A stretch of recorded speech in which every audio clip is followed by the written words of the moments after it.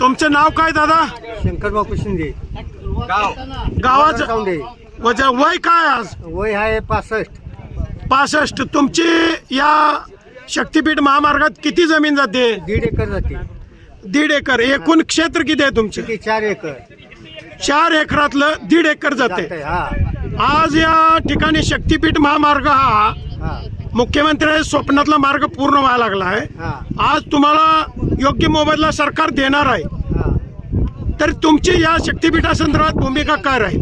शक्तीपीठ हा रस्ता बंद झाला पाहिजे, रद्द झाला पाहिजे. आज तुम्हाला योग्य आम्ही पैसे काय मिळतील ना? करणार? काय पैसे आम्हाला काय फोडून खायचे आहेत का पैसे? आज तुमची 4 पिढ्या त्या पैशावर जगतील. कशाला काय गरज नाही आम्हाला. आम्ही उपाशी मरू. आज द्राक्षबाग तुमची जाते. आमची जागेवर कुजून पडू दे जरा.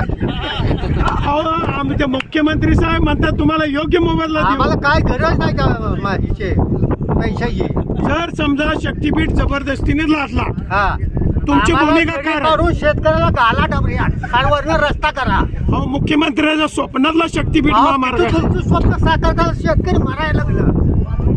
आज मुख्यमंत्री म्हणतात आम्ही मार्ग करणारच. आम्ही करून देणारच नाही. अहो, पैसे भरपूर देतील ना काय सरकार. पेटवा जात काय पैसे.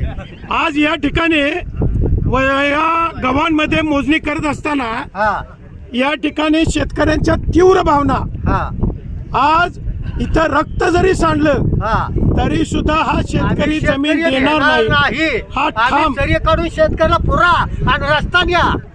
आज या ठिकाणी शेतकऱ्याचं म्हणणं आहे आम्हाला इथं जमिनीत पुरा, हा. आमची भूत याच्यावर नाचतील हा आणि तुम्ही आमचं रस्ता तयार करा. आमचं श्राद्ध घाला हा. आणि श्राद्ध घालून गोड करून तुम्ही रस्ता करून रस्ता जावा. करून घ्या. इतका तो रस्त्यावर तीव्र हात विरोध लावायचा नाही.